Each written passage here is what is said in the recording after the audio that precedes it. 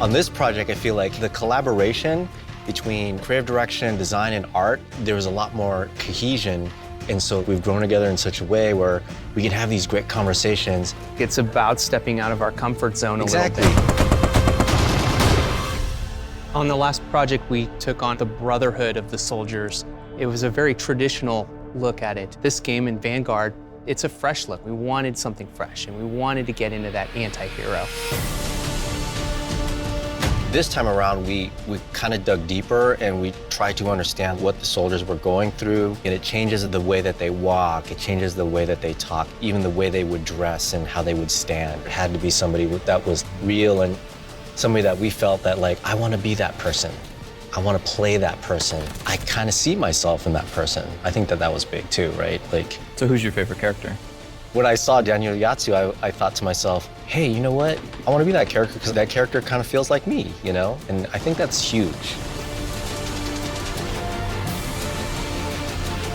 I just love that our game, we're taking a character-centric approach. You actually have a roster. Yeah, you get to learn more about them. Yeah, it makes me want to play every character. And they all have different looks as well, that have their personalities in them. The character team has done a lot of great work to recreate, you know, all the materials and things like that. I mean, they dress the mannequin as the exact character, they scan it there, and then they virtualize the authentic gearing.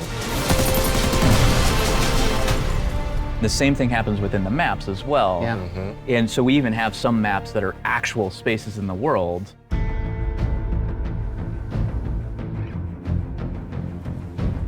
We typically start with a block mesh of a map and try to figure out how we can get photogrammetry assets to match that block mesh. We tried it the other way around on this one.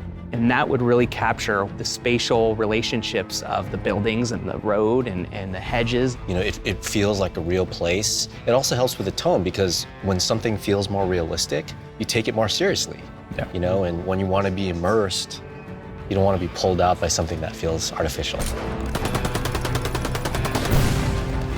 And there's so many other things that we've done to this engine. Like, we've done a lot with foliage that's in our Pacific maps. Just speaking of simple things like foliage, the way that the light hits the leaves and then like bleeds and then shines through makes it feel more realistic. We've been using some new software techniques to generate simulations for really windy situations where the palm trees are colliding with each other, and it really makes the map have this energy to it. All of those atmospherics, like the Battle of Berlin, Gavutu, like these maps have so much weather going on, and it's been exceptional to see it in the game.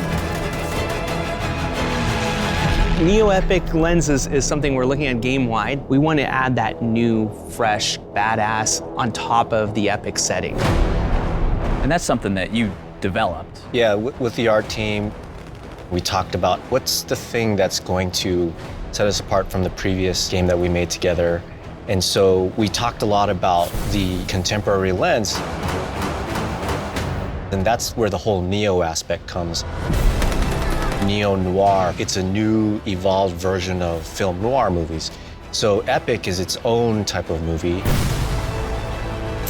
We wanted to take cues from the great epics of the past and add a neo rebirth to it.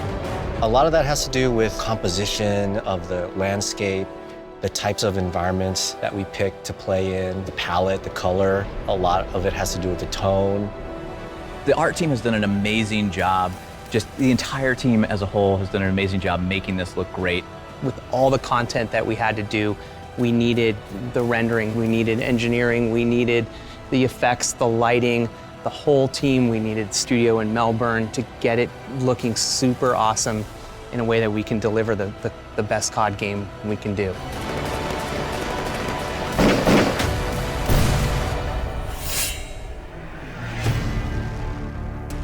We have